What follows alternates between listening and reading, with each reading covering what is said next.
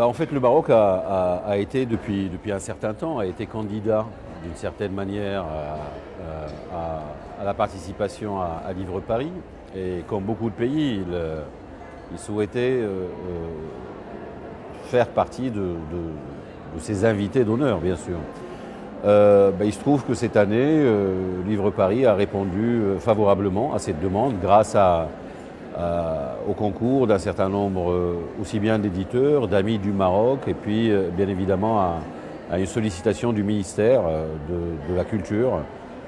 qui a permis cette présence. Donc. Il ne peut pas y avoir de point commun entre tous les auteurs. Il peut y avoir effectivement des lignes, on va dire, de partage, d'intersection entre un certain nombre d'auteurs, mais de là à parler d'une et unique voix des auteurs marocains, non, c'est pas possible. Il y a un certain nombre de tendances, mais plutôt des tendances, on va dire,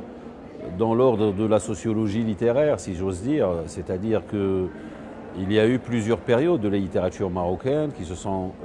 peut-être caractérisées dans un premier temps par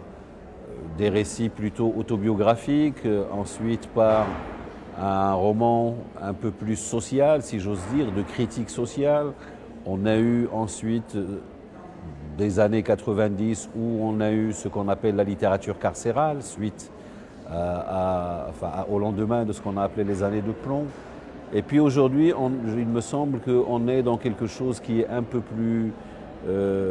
large, qui n'est plus à proprement parler dans cette tradition, effectivement, et d'ailleurs au salon, parmi les tables rondes que j'organise, j'en organise deux, dont une que j'appelle rupture générationnelle, puisqu'il y a effectivement, me semble-t-il, une rupture dans les styles d'écriture, et puis une autre où je présente un certain nombre de nouvelles plumes qui ont aussi une autre façon d'écrire aujourd'hui et une autre façon de s'exprimer. Et puis vous le savez bien, on a aussi beaucoup d'auteurs qui vivent à l'étranger, dont beaucoup en France, comme vous le savez, et qui ont aussi une autre façon, un autre ton qu'ils ont développé parce qu'ils sont imprégnés aussi bien de culture marocaine que de culture française, voire de culture universelle.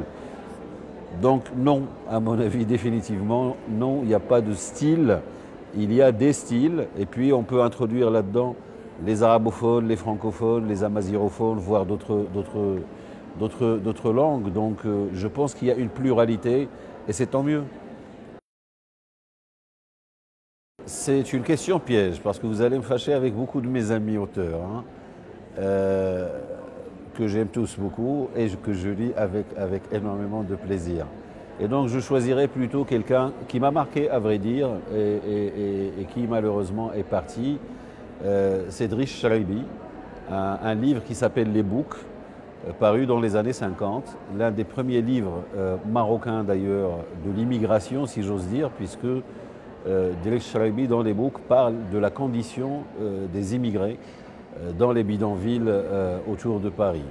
Et c'est un livre, je pense, qui a fait date et qui continuera à faire date.